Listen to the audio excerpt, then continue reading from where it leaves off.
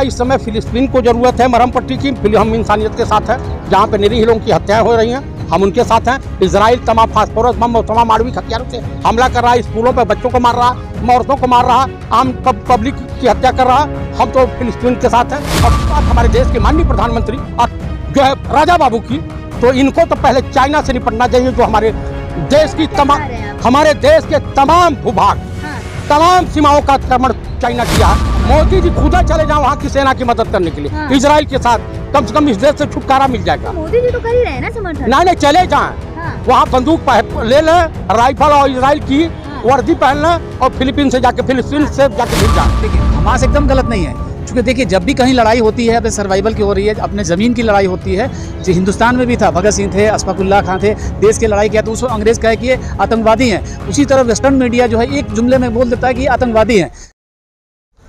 अच्छा तुम्हें जी क्या लग रहा है, जिस तरीके से इजराइल और हमास का जो झगड़ा चल रहा है उस पर भारत का स्टैंड किस तरीके से देख रहे हैं आप? आज विदेश मंत्रालय के जो स्पोक्समैन ने उन्होंने क्लियर किया कि भैया हमास से हमारा कुछ लेना देना नहीं है, लेकिन हमारे देश का कंसेप्ट और नीति जो विदेश नीति है जो सदियों से चली आ रही है, चाहे श्रीमती इंदिरा गांधी प्रधानमंत्री रही हो, नरसिम्हा राव जी रहे हो, डॉक्टर मनमोहन सिंह जी रहे हो, राजीव गांधी जी रहे हो, लाल बहादुर शास्त्री जी रहे हो, या पंडित ये रहे हो जवाहरलाल नेहरू या अटल बिहारी वाजपेयी, इन सभी लोगों ने एक सूत्र में हमेशा फिलिस्तीन के साथ रहा। कहा इजराइल ने उनके जमीन का शोषण किया है, तो हमारे देश का स्टैंड है कि भाई आप उनका शोषण किया, उनकी जमीन तो आपको खाली करनी पड़ेगी, आपको खाली करनी चाहिए।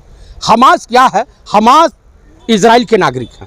जिस प्रकार से ब्रिटानिया गवर्नमेंट के ज़माने में चंद्रशेखर आज़ाद, भगत सिंह, अशफाकुल्लाह खां, नेताजी सुभाष चंद्र बोस, सुन लीजिए सुनते जाइए, नेताजी सुभाष चंद्र बोस, पंडित राम प्रसाद बिस्मिल और इस देश के तमाम क्रांतिकारी थे जो गर्म दल के नेता माने जाते थे, वो अपने देश के लिए लड़ते थे।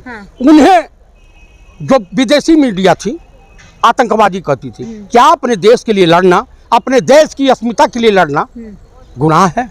नहीं है।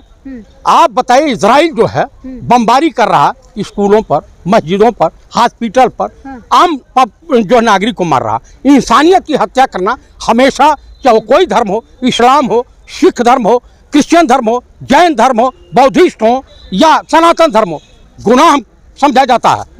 भाई अगर आप उनकी जमीन खाली कर देते हैं, चारों तरफ से तुम गाजा पट्टी पे घेर रखे हो, तुम्हारे सैनिक तमाम तरह के। और रही बात हमारे देश के माननीय प्रधानमंत्री जो है राजा बाबू की, तो इनको तो पहले चाइना से निपटना चाहिए, जो हमारे देश के तमाम भूभाग तमाम सीमाओं का आक्रमण चाइना किया है। इनके ही पार्टी के एमपी, और उसके बाद आपको सुनिए, चाइना नहीं घुसा, कैसे कह सकते? मैं आपको बता रहा हूँ, आपको सुन लीजिए, मैं सेना में रहा हूँ, मुझे एरिया मालूम है, मुझे अब समझा में मत।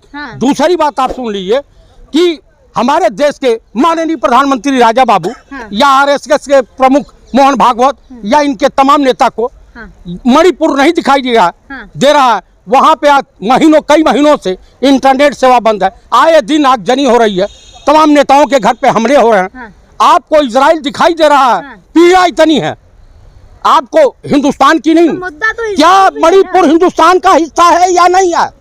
तो मुद्दा तो इजराइल भी है ना। वो तो विदेश नीति की बात है। आपने पहले बताइए, देश के प्रधानमंत्री हैं, आप लंबी लंबी भाषण दे रहे हैं। अभी जाके राजस्थान या कहाँ भाषण दे रहे थे कि मुझे स्पोर्ट्समैनों से काफी लगाव है, और आप ही के पार्टी के सांसद स्टार खिलाड़ियों के साथ हरियाणा की जो बेटियां थी जंतर मंतर धरने बैठी थी, जिन्होंने यौन शोषण का आरोप लगाया, उस अपने सांसद को तो आप ढठरिया नहीं पाए, जेल नहीं भेज पाए, और आज आप महिलाओं के सम्मान की बात करते हैं। देखिए ना, जहाँ भी युद्ध होता है मोदी जी के एक फोन से रुक जाता है और आप बात कर रहे हैं। मणिपुर इन्हीं के देश के लोग इनकी बात नहीं सुन रहे हैं। मणिपुर इन्हीं के देश में है कि पाकिस्तान में है कि अमेरिका में है कि चाइना में है, कहाँ है? इसी देश में है ना। इनकी बात पे वहाँ के लोग नहीं मान रहे हैं। इनका मुख्यमंत्री बेशरम उसे बैठा हुआ है।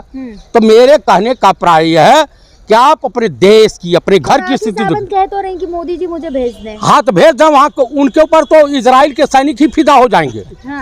भेज दें। अब एक्टर है, इतनी बड़ी बात एकदम मोदी जी खुद चले जाओ वहाँ की सेना की मदद करने के लिए इजराइल के साथ, कम से कम इस देश से छुटकारा मिल जाएगा। मोदी जी तो कर ही रहे हैं ना समर्थन। नहीं चले जाएं, हाँ। वहाँ बंदूक ले लें, राइफल और इजराइल की वर्दी पहन लें और फिलीपीन से जाके भिड़ जाए। मोदी जी ने जो ट्वीट किया था इजराइल के लिए, तो वो और जो विदेश मंत्रालय के दोनों में अलग अलग नहीं आ रहा है। मोदी जी जो कह देते हैं उनकी बात को उन्हीं के अधिकारी मानने को तैयार नहीं है। बीजेपी के हिंदुस्तान के लोग हैं कहते हैं कि जुमलेबाजी है, फेंक रहे हैं, इनकी बात पे विश्वास करना खतरे से खाली नहीं है। लेकिन क्या लगता है कि चुनाव में उसको भुनाने के लिए ऐसा कर रहे हैं क्या?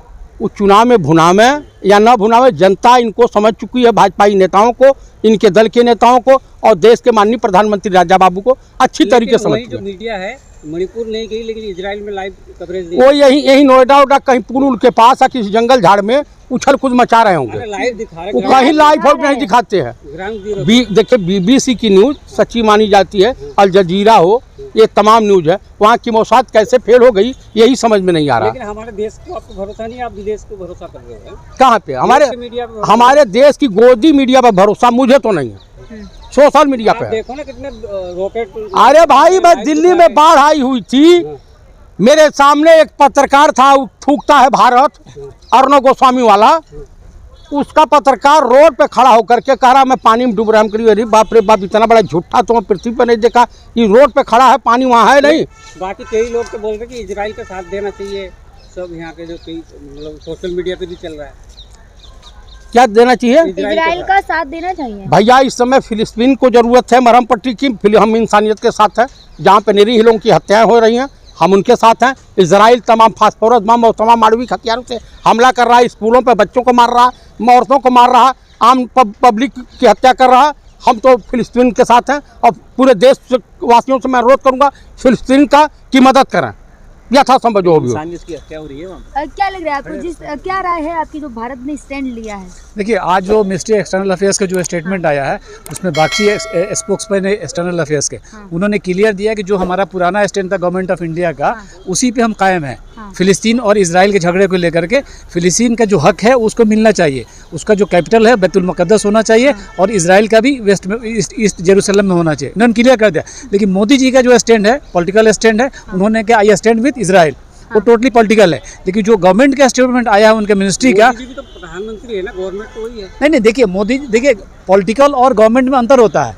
पॉलिटिकल जो स्टेटमेंट हो तो कैश करने के लिए होता है, पब्लिक के बीच जानने का होता है, वो स्टैंड नहीं है जो आज बागची ने दिया है। मोदी जी ने कहा कि ठीक है आपने स्टैंड दिया है और जो हमास ने किया वो गलत था और हम उसको फिलिस्तीन को सपोर्ट करते हैं, फिलिस्तीन को उसका हक मिलना चाहिए और उसकी राजधानी जो है वहाँ पे बैतुल मुक़द्दस में होनी चाहिए। एकदम क्लियर बोल दिया उन्होंने। लेकिन आप ये रिसर्च बहुत किए इस बारे में, तो आपको क्या लगता है कि कौन गलत है, हमास गलत है या इजराइल गलत? नहीं देखिए, हमास एकदम गलत नहीं है।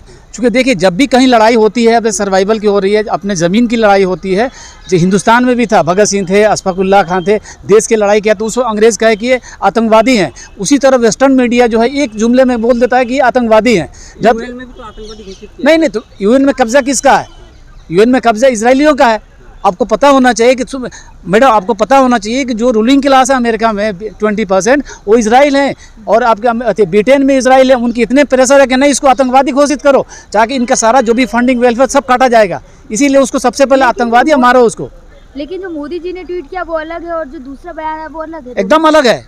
मोदी जी का ट्वीट अलग है। मोदी जी ने जो ट्वीट किया वो चुनावों को देखते हुए एग्जैक्टली मोदी जी का वो टोटली पॉलिटिकल। मैंने एक साथ पहले बोला था कि पॉलिटिकल स्टैंड उनका है, चुनाव में कैश कराने के लिए है। हिंदुस्तान कभी भी, वो चाहे जवाहरलाल नेहरू हो, इंदिरा गांधी हो, उसके अलावा इवन अटल बिहारी वाजपेयी, उनके सरकार के जो थे उन्होंने ही उसका सपोर्ट किया फिलिस्तीन का। कहा कि फिलिस्तीन का जो हमारा मुद्दा बरसों से चला आ रहा है, हम उसी पे इंडिया कायम रहेगा। लेकिन बाकी भारत के भी तो कई नौजवान बोलते हैं कि हम जाके इजराइल की तरफ से लड़ेंगे। देखिए वो जज्बाती हैं, वो असल में समझ लेने की इजराइल है क्या चीज़। इजराइल इतनी बर्बरियत कर रहा है कि आप ये बताइए, हर वार का एक रूल होता है कि आप जो अगर मिलिट्री से लड़े तो मिलिट्री को अटैक कीजिए, अगर हमास से आप लड़ाई करें तो हमास को अटैक कीजिए। आप जो इनोसेंट आदमी क्यों मार रहे हैं? बच्चों को मार रहे हैं, औरतों को मार रहे हैं, बूढ़ों को मार रहे हैं और हॉस्पिटल में मार रहे हैं, मस्जिदों पे मार रहे हैं, स्कूल पे क्यों अटैक कर रहे हैं? आप उनको हमास वालों क्यों नहीं मार रहे? आप बोल रहे कि घनी आबादी है ना वहाँ पे, ऐसे हो जाता है।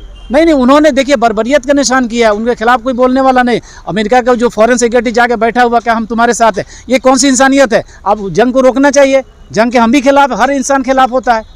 आप कहीं जंग कर रहे हैं उसके हर आदमी के खिलाफ होता है, और आप कह रहे हैं कि हम जस्टिफाई कर रहे हैं इसको। अब केमिकल बम मार के जस्टिफाई कर रहे हैं, अब ये एटम बम मार के जस्टिफाई करेंगे आप?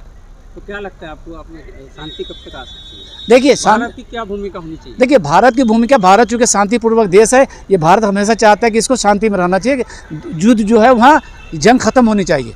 भारत का ये स्टैंड, हम ये कहें कि जंग हर हाल में रुकना चाहिए, और जो नाकाबंदी गाज़ा पट्टी में किया है वो एकदम खुलना चाहिए। वहाँ पे लाइट नहीं है, उसके बाद खाने की चीज़ें नहीं, पानी नहीं, बिजली नहीं, कैसे लोग रहते होंगे? और 11 लाख की आबादी है, इन्होंने कहा कि 24 घंटे में खाली की, ये कौन सी इंसानियत है? 24 घंटों की खाली 11 लाख की आबादी ख़त्म हो जाएगी। इसीलिए इसके विरोध में, इसीलिए उसको बचाने के लिए अटैक न करे, तभी इसके विरोध में ईरान खड़ा हुआ, लेबनान खड़ा हुआ, जॉर्डन सब खड़े हुए, कम से कम अटैक ना करे, ये न्यूट्रल मतलब एटम बम न मारे, उसके अटैक में इन्होंने कहा कि हम इस फिलिस्तीन का साथ देंगे। देखिए हमास जो है फिलिस्तीन का एक पार्ट है, फिलिस्तीन जो यासर अराफात को जो था, PLO था, उसी का एक पार्ट है, मतलब हार्ड कोर वाला पार्ट है जो करता है। ठीक है। ये हमारा